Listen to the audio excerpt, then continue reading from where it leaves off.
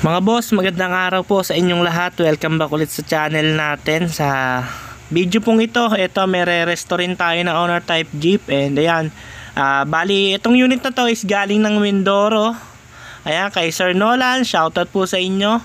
Ayan, pinagkatiwala niya sa atin yung unit niya. And ayan, yung under chassis, ayan, puro lupa. Pero sobrang linis naman po ng mga under chassis nito. Lilinisin lang natin, underwashin natin. And ito, yung unahan niya is papalitan natin ng dashboard ni stainless kasi lumang modelo na yung nakakabit. And yung upuan niya, gagawin nating leather seat, tapos papalitan natin ng manibela. And yung back seat, palit na rin. Tsaka yung console box, palit na rin yan. Tapos yan, yung sticker na yan, tatanggalin na rin yan. Ayan. Bali, ito yung itsura niya. Ayan, yung picture niya ng nakatalikod. Tapos ayan, yung gilid niya naman, yung panabe, ayan, may trapal siya. Ayan, bali yun yung itsura niya. And ito na po yung mga nagawa sa kanya. Ayan mga boss, bali napalitan na siya ng kanyang KB or yung side window niya. Ayan, may top load din siya. Ayan, natanggalan natin yung dashboard. Napalitan na rin natin ng stainless. Babapingin na lang po yan. Ayan. Ayan, nakabitan na siya ng KB kung tawagin. Ito, bali pinapalitan na natin yung kanyang windshield rubber. Ayan, or yung goma sa windshield. Then papalitan na rin natin ng modelo na. Ayan, yung kanyang hood lock or yung hood catch. Ayan, yung mga ilaw na yan, papalitan na natin ng mga chrome yan. Tapos tong makina, sa makina niya, gagawa natin siya ng racing filter modelo na papopogihin natin mga boss. Ayan, ayan, ganda ng battery ni sir. Amaron na high life.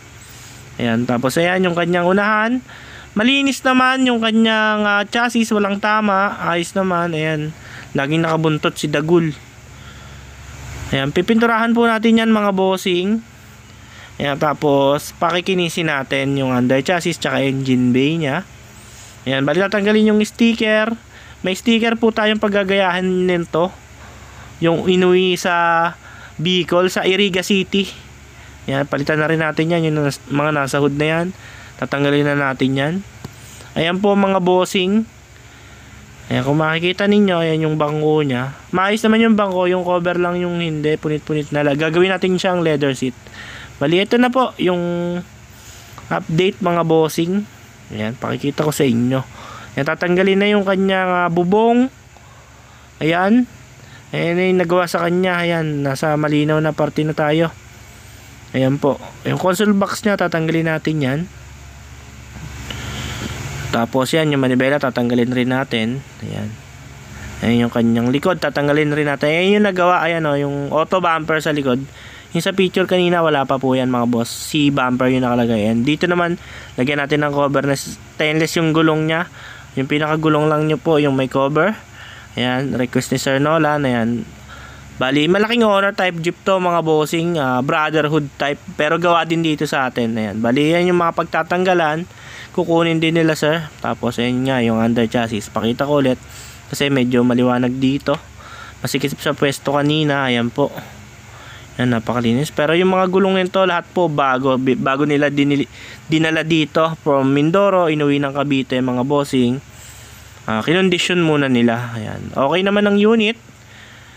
Maayos manakbo, maganda manakbo. Meron lang tayong mga konting adjustment para mapaganda at lalong pumogi. Bali, tatanggalin na yung paglight. Ayan, napalitan na pala natin yung kanyang windshield rubber. Ayan mga bossing. Ayan, kung makikita ninyo, sobrang linis na. And yung sticker na yan, tatanggalin natin lahat yan. Ayan, bali ito lang yung update dito sa unit na to. Ayan, bali naka-ready na to. Lalagyan na ng racing filter. Yan, yun o. Ayan, ayan siya mga bossing. Stock pa yung kanyang filter. Ayan yung wiring nya, babalutan na rin natin yan para maayos na. Ilalagyan din natin ng shroud yung kanyang radiator o yung cover na stainless para maganda tingnan. Bali yung video ito kung paano unti-unting gumanda tong unit na to, antayin nyo. Ayan, panoorin nyo po hanggang dulo kung paano natin to na makeover. Bali, ito lang yung update sa ngayon. And ayan nga mga bossing, kinabukasan na tapos na kahapon yung kanyang hood catch, napalitan na po. Ayan yung mga goma. Ayan, nalinis na rin yung windshield. Ayan, kung makikita nyo, wala na yung sticker. And yung sticker sa siding, ayan po, tatanggalin na ng strip sole. Ayan, sa magbabaping na po yan. Ayan, tayo lang yung nagkutkot ng kanyang windshield. And ito na, mapapakita ko yung kanyang engine bay. Ayan po mga bossing, stainless po yan na detress. Yung kanyang racing filter na design. Tapos ito naman yung shroud niya na stainless.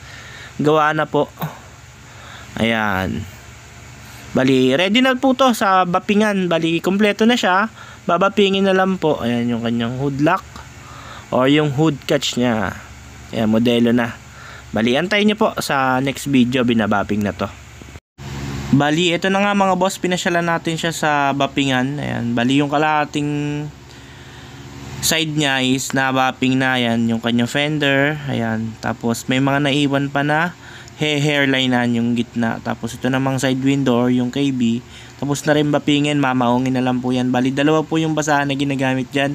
Isang basahan na puti, tapos isang basahan na maong. Yung maong po pang finish. Then dito sa side na to, tinatalupan na ng liha or binabalatan na gamit ang liha na 1,000. Ayun po yung pangunang, kung sa pintura po, yung first coat po nila, ayun po, yung liha na 1,000 yung pambalat nila. Then second is pag yung ganyan na, yung nakikita nyo sa gitna, pwede nang kintabin. And ito na nga mga boss, ayan, pagbalik natin another day, tapos na po siya. Ayan, bali isang linggo po to dito sa bapingan. Yan, binabalik-balikan lang natin yan. Napakalinis ng pagkakabaping. Pantay na pantay lahat po ng kulay. Ayan, nung mismong baping nya. Yung maong talaga namang swabing-swabe. Ayan, Sir Nolan, sobrang linis ng unit natin. Ang ganda ng naging outcome. Ayan po, makikita nyo po to kapag sinend ko sa inyo, kapag natapos na natin i-edit. Napakalinis na po ng pagkakadali. Bali, ang kulang na lang nito is yung kanyang bubong, pintura, tsaka yung gayak, then yung sticker. Then papalitan natin siya ng manibela. Ayan po yung kanyang mismong dashboard. And ito naman yung mga air cleaner, tsaka yung sa shroud ng radiator. Ayan po, tapos na po yan mga bossing. Napakalinis ng pagkakadali nito sa unit na to. Tapos ito na nga mga boss, tapos mabaping, inuwi na natin sa talyeran, pinaliguan. Tapos ayan, nilinis na natin yung loob dahil lalagyan na ng panibagong console box. Ayan, pinix na natin yung dashboard. Ayan po, tapos yung back seat, ayan na, kakabitan natin ng panibago.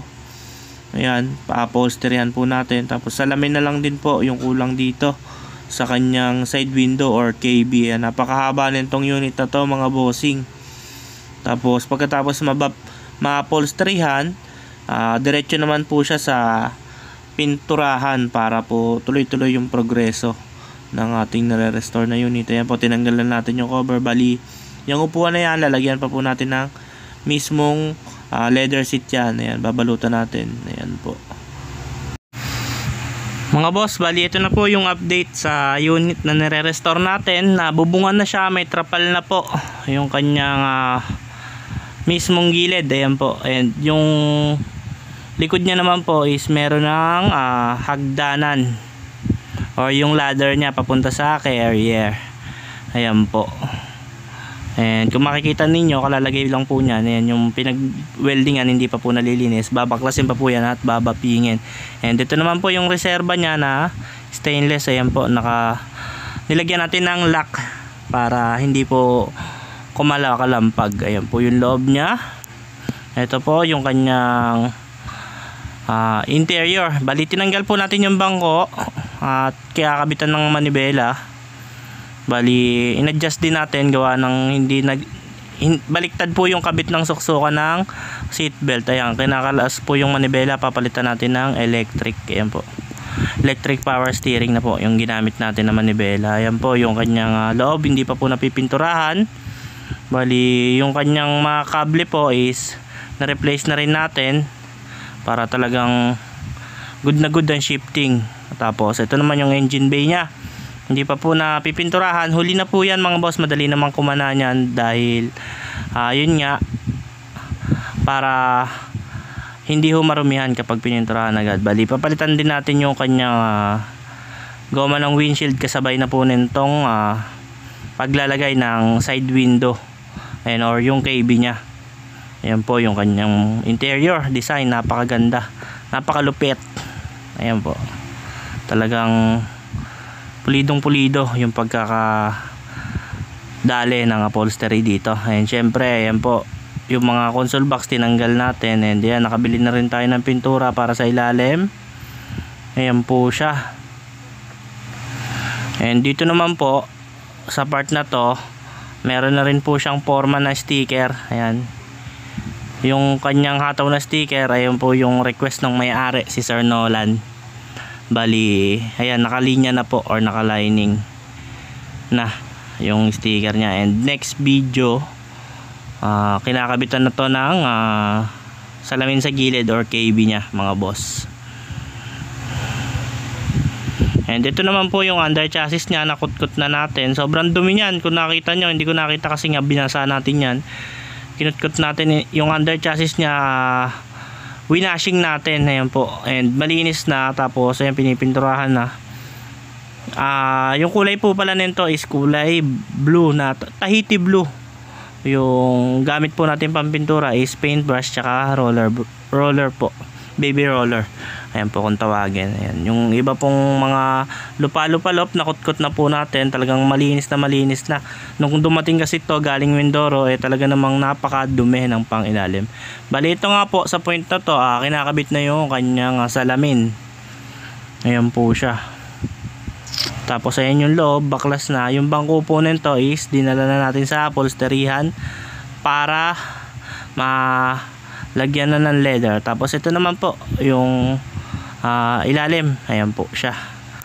Talagang malinis ang pagkakapintura dahil nilinis natin bago natin pahiran. Ayan po, nilalapat na lang po. Bali, meron na rin pong salamin yung kabilang side. Ito na lang pong kabila ang wala pa.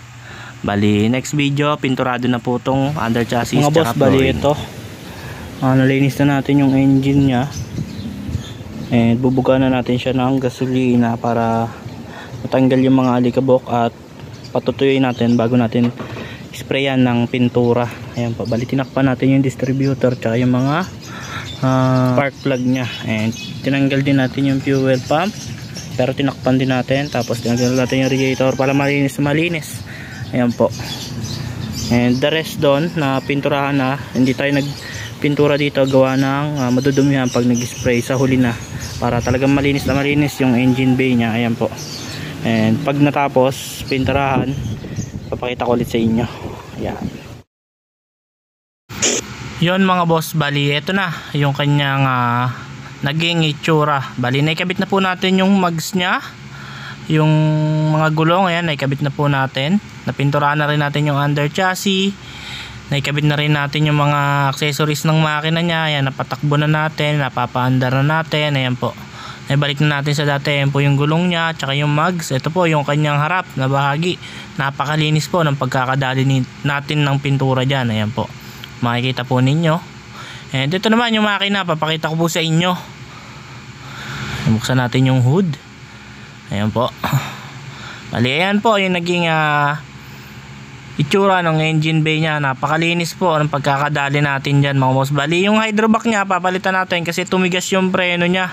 And ayan, tanggal yung mga tornilyo ng wirings kasi pininturahan natin yung tapis ng fender para hindi matama ng pintura. Bali, ayan po, konti na lang po yung kulang nito. Ang kulang na lang nito is yung wiring nya. Babaguhin natin. Ayan, kakabit natin yung mga gauge. Ayan, pati yung mga sticker. Tapos yung mudguard kulang pa rin po.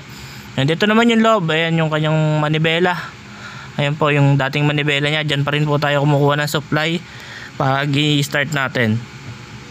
Ayan naman po yung kanyang loob. Ayan, nakabit na rin natin yung mga speaker nya, yung tweeter nya. Okay na po yan. Pinturahan na rin natin yung flooring. Ayan po yung kanyang gilid na bahagi, yung steel window nya sa gilid or yung KB. Ito naman po yung side view. Ayan, konting-konti na lang to mga bossing. Kung mapapansin niyo, ang laki na ng ginanda ng unit na to. Tapos ayan po yung likod nya, yung view ng likod nya. Tapos yung bless na yan, alisin natin yan kasi hindi mabasa. Ayan po, kulay pula lahat ng likod. Gagawin nating dilaw para medyo mapush siya at talagang mabasa yung lettering. Ayan po. Bali next video, papakita ko sa inyo yung wiring, yung mismong ano niya, yung mismong mudguard. Ayan po. Ayun na lang po yung kulang dito. Tsaka yung upuan niya pala, hindi pa natin ikakabit. Bali, yun lang mga boss. Update ko kayo sa next video. Bali, ayan mga boss. Konti na lang yung kulang. For delivery na siya sa linggo. Ayan po, pinalalagyan lang natin ng kortina. Ayan po. Napaka-pogi na nang naging outcome. Bali, kulang na lang po dyan is yung kanyang yung hataw na red sa windshield tsaka sa grill. Tapos yung pakpak ng ayun, Silver Swan. Ayun, no? Tapos yung mudguard, kakabit na lang po yon. And importante yon kasi minsan wala sila dito. Ayan. Nandito tayo sa may tapat ng pillars. Hindi pala tapat, malapit sa pillars sa Imus po mga boss. Yan. Sakto na tsempuan natin dito. Ayan, papakabit tayo ng kortina. Ayan po. Malire-reba pa po yan. Ayan, makikita nyo madumi pa. Pero the rest okay na. Ayan si kuya. Ayan po. Bali yung mga ilaw sa loob, sa taas. Kompleto na rin yan, na-wiringan na. Ayan po. Ayan yung napili ni Sir USA. Ayan ang babagay na kortina. Dito naman sa likod, pakita ko sa inyo yung likod. Belta natin ng yellow yung kulay pula kasi pula na yung background ng backseat para basang basa. Tapos i-rebab na lang din po yung mga pinag-weldingan ng ladder niya kasi masagwa at pangit pa tingnan kung ganyan, kung hayaan natin ganyan. Kailangan malinis. Tapos ito, pakintabi natin yan. Ayan po. Bali, ihatid natin to ng Batangas City. Abangan nyo yung delivery. Bali, ito na po. Mamaya yung tapos na siya para wala nang abala. Ayan po. Papakita ko kapag nakabit na yung kortina. Bali, ayan po mga boss, tapos nang maikabit yung kortina. Ang kulang na lang po nito is ayan yung kanyang sticker na red dito sa gilid. And may mudguard na rin po siya, nakabit na. Tapos ito na yung kortina niya, naikabit na rin po. Ayan, pagtaas natin magpakabit ng kortina, diretso naman tayo dito sa bapingan mga bossing. Ayan po. Ayan, pare-revap natin yung may mga tama ng welding. Ito, papakita ko sa inyo. Ayan, tinanggal natin yung reserva. Ayan po, yung mga pinag-weldingan. Ayan po siya. Ayan, mamaya papakita natin ito sa may-ari. Ayan po, nabalitan na yung mga pinag-weldingan. Ayan, first kumbaga sa pintura, first coating na po. O, yung unang yan, yung unang proseso po. Ganyan po, nililiha muna bago pakintabin. Ayan, kung makikita po ninyo, napakalinis na po niyan. Ayan, i-ayos natin tong isang ilaw bago. Ito po, ganyan po yung ginagawa kapag nagre-revap mga bossing.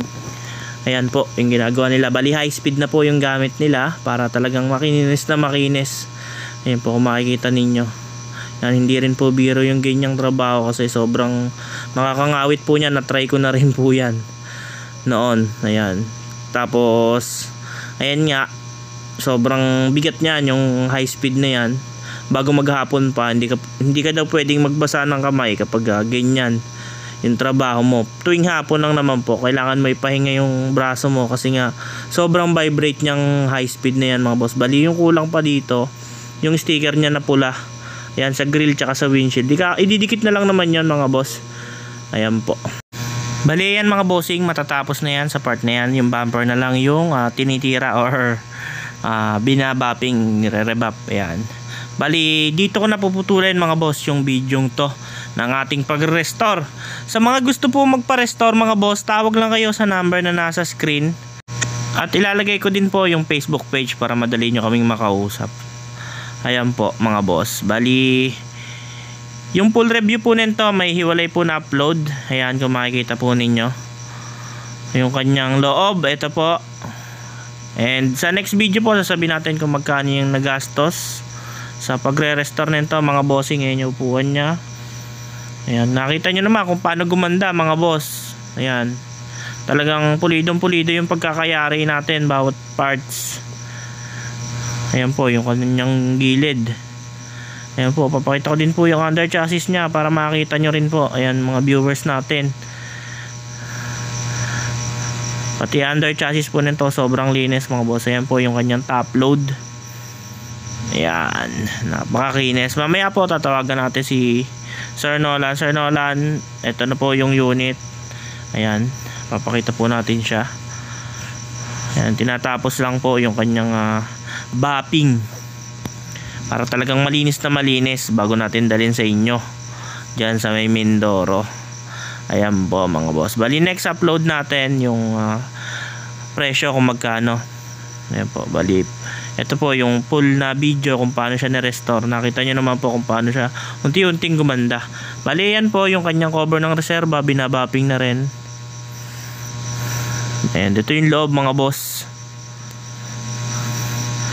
Ayan, pakikita ko sa inyo yung engine bay. Ayan po, iangat natin. Yung pakaganda ng engine bay mga boss. Talagang stock na stock siya. Sobrang linis yung kanyang air intake or racing filter. Talaga namang napaka astig tignan. Bali yun lamang po mga bossing. Ulitin ko, sa mga gusto magpa-restore mga boss, tawag lang kayo sa number na nasa screen or i-message nyo kami sa aming Facebook page para madali nyo kaming makakontak at makausap. Bali yung location namin mga boss, Alapan, Imus, Cavite. Ayan po. Apo. Bali ito po mga bossing, tinatapos na. Ayan, kausap natin through messenger, video call si sir. Ayan po. Ayan sir, kaway kayo. Ayan, nasa Australia po si sir. Ayan po. Ayan. Ayan po. Si Sir Nolan Perez Duenas ng Mindoro sir, no? Tama? Mindoro sir, Oriental. Ayun po, taga Oriental Mindoro. Bali for deliver na tong unit linggo, bali Sabado ngayon. Ayan po. Ayan ang unit. Idol, ay recommend po ang silver chair. Ayan po. Ayan yung pina-restore niya sa atin. Bali ayan yung kukunin na mismong dashboard. Ayan po. Bali okay na yung unit. Ayan si sir, kausap natin, pina-finalize lang natin yung mga pinagawa. Ayan, bali takbo na to sa Batangas Pier, doon na magkikita. Tapos ayun. Ayan. Bali yun lang po sir, baka may babatiin kayo. Ayan po. Ay, shoutout po sa mga taga-Australia at taga-Oriental Mindoro. Ayan po. Ayan, through messenger video call lang po. Ayan, pinadala niya dito ang unit. Ayan. Bali yun po sir. Mamaya na lang po, update ko po kayo. Sige sir, salamat. Update na lang, tatawagan ko na message yung sister kong bali yun mga boss. Abangan nyo yung next upload, full review, tsaka yung presyo kung magkano yung naubos. Bali hanggang dito na lang po. Bago nyo po tapusin ang video ito, huwag nyo po kalimutang i-click ang subscribe button at i-on ang notification bell para lagi kayong updated sa mga video na ilalabas namin tungkol sa Honor Type Jeep. Yun lamang po mga boss. Abangan nyo po yung next upload. Ingat and God bless you all.